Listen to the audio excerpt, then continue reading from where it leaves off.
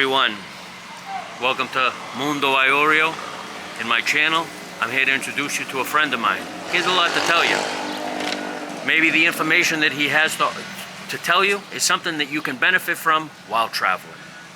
Introduce yourself. My name is Alex Routh. I've been an expat for 30 years. When I left Canada, I was in Japan for 7 years, in China for 5, Hong Kong, Thailand, Philippines for a bit. Then I bought a sailboat and went cruising. I visited every island in the Caribbean and swam in every waterfall. And for the last 10 years I've been here in the Dominican Republic. I've been in the expat medical insurance business for 25 years. I wrote the only book on the subject.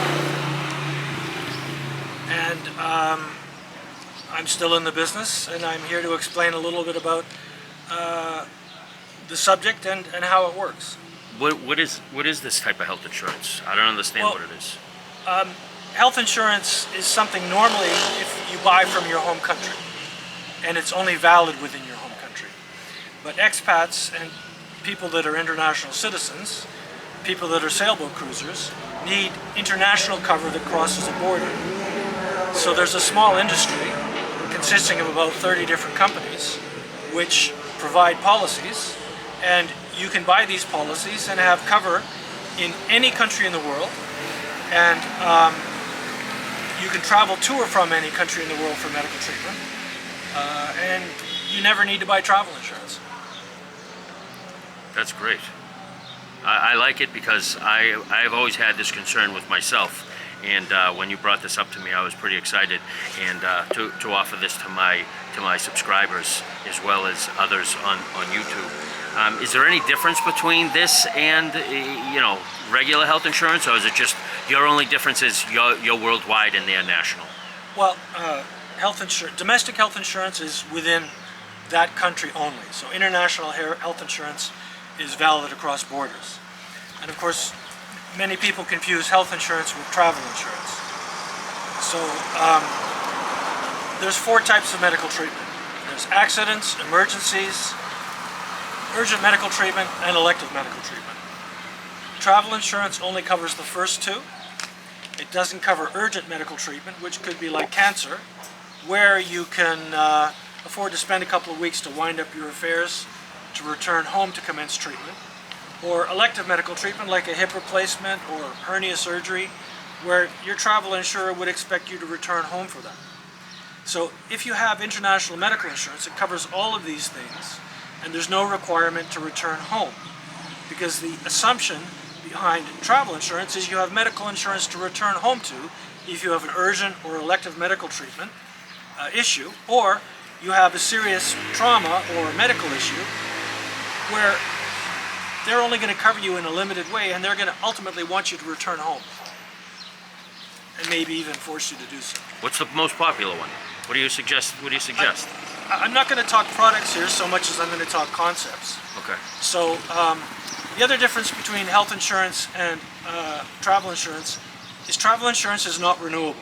It's only extendable at the option of the insurer. International medical insurance is guaranteed to be renewable at your option. So if you have a claim with a travel insurer, they don't have to extend you its expiry. They can tell you to go home. The international medical insurer can't do that. He must renew you. What's the most important part of the policy, in your opinion? Of the 30 policies out there, there are some that are dodgy. What you have to watch for is good domicile. By domicile, I mean a good place. So, for example, there's 2 policies. One is domiciled in Turks and Caicos. Another is domiciled in Nevis. Both of these places are very dodgy domiciles where there's no regulator. So you want a place with a good regulator. Gotcha. You want a policy with a good underwriter, and most of them have international ratings like S&P ratings or AM Best ratings. You want a policy which has been around for a period of time and has a track record. 10, 20 years is good.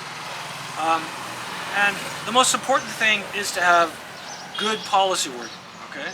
Because there's good and there's bad policy wording, and it all comes down to pre-existing conditions.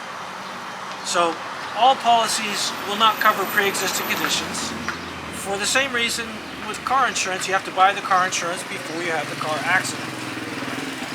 But the key thing is, some policies say pre-existing conditions are excluded, meaning all, every. And other policies have a modifier to this exclusion, which says, unless you could not have possibly been aware of this pre-existing condition. So let me give you an example. Actual example, somebody had gallstones. They bought the policy, renewed it for 4 years, and then they had gallstones. The insurer didn't pay for it because they maintained he had these gallstones 4 years prior when he joined the policy. You see? Whereas if you have the good policy wording, it doesn't matter, because he couldn't possibly have been aware of the gallstones. So the good policy paid for the removal of his gallbladder and didn't penalize him. Noisy motorcycles. Another big one is bowel cancer. You can have had bowel cancer for years and not find out about it until you have your colonoscopy. So the bad policies will just say, well, you had this before you signed up, right? And we understand that you could not have been possibly aware of it. There's no way, because you were asymptomatic. But the good policies with the good policy wording will pay for that bowel cancer surgery and treatment, because there is no way you could possibly have been aware of it. So, I agree. Good policy wording, good domicile, good regulator, and of course, policies exist like that, and the people that have been in the business for a long time know about it. I wrote the only book on this subject because there's no meaningful information to be had on the web for this subject.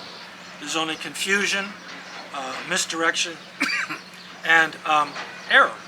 Quite frankly, bad information, wrong things. So I invite you to download the book. It's a free ebook. It's about 40 pages, and it will make anybody an instant caveat emptor expert on the subject. So I invite anybody to contact me if they're interested in international medical insurance, and I'd be happy to help you. Any final words? It's a great business.